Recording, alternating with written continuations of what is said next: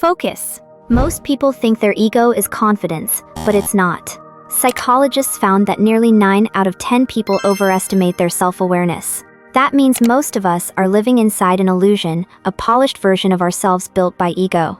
And here's the bizarre part: your ego doesn't actually want success. It wants control. So what if the very thing you think is protecting your confidence is secretly sabotaging it? You're watching FruityWisdom, where we turn self-awareness into strength. Subscribe if you're ready to see yourself and the world more clearly. What if the ego isn't your enemy, but your cleverest illusion? It tells you, I'm confident, I'm capable, I'm in control, but underneath, it's whispering, please don't let them see my cracks. Ego doesn't build strength, it builds armor. It's not confidence, it's camouflage. It's the difference between shining and showing off. The ego trap is that silent shift when self-belief turns into self-importance, when learning becomes proving, when growth becomes performance. And here's the contrast: the more your ego tries to protect your image, the more fragile that image becomes. Because real confidence is quiet, ego is loud, and every time you defend who you think you are, you move further away from who you actually could be.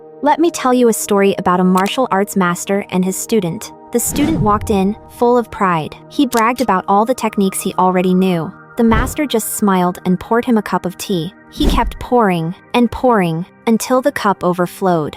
The student jumped back and said, "Stop! It's full." The master nodded. "Exactly," he said. "How can I teach you anything when your cup is already full?" That's the ego trap. When your cup is full of certainty, nothing new can enter. You stop listening, you stop learning, not because you can't grow, but because you think you already have.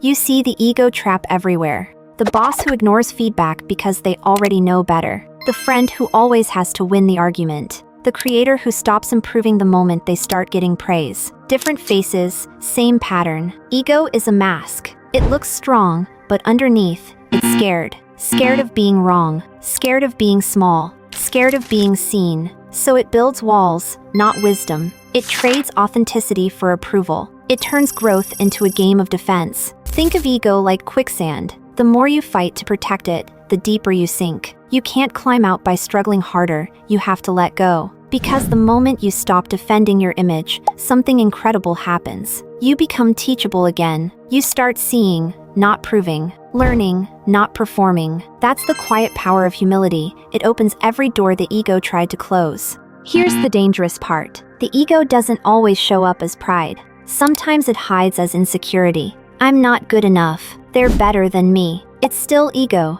just flipped inside out. Because whether you think you're the best or the worst, the focus is still you. That's the real trap. Ego keeps you at the center of every story. And when you're always the center, you can't see the bigger picture. Freedom doesn't come from inflating the ego or crushing it. It comes from seeing through it. So how do you escape the ego trap? First, practice emptying your cup. The next time you feel defensive, pause. Ask, what can this teach me? Next, choose humility over validation. Don't chase being right. Chase being real. Finally, remember your smallness. Look at the sky, the stars, the scale of time. Ego shrinks in perspective. When you realize you're not the center of the universe, you finally have room to grow inside it. And if you want to go deeper into understanding and mastering your ego, these books will reshape the way you see yourself. Start with Ego is the Enemy by Ryan Holiday, a modern classic on turning humility into strength. Then The Untethered Soul by Michael A. Singer. It reveals how to separate your true self from the voice of ego.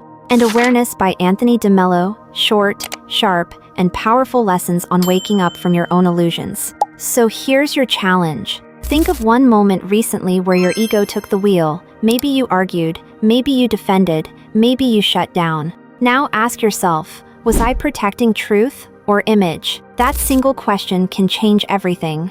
Because the ego wants to win, but the soul wants to grow. And every time you choose growth over defense, you escape the trap. This is FruityWisdom, reminding you real strength isn't about being right. It's about being real. So let the cup empty. That's how wisdom flows back in.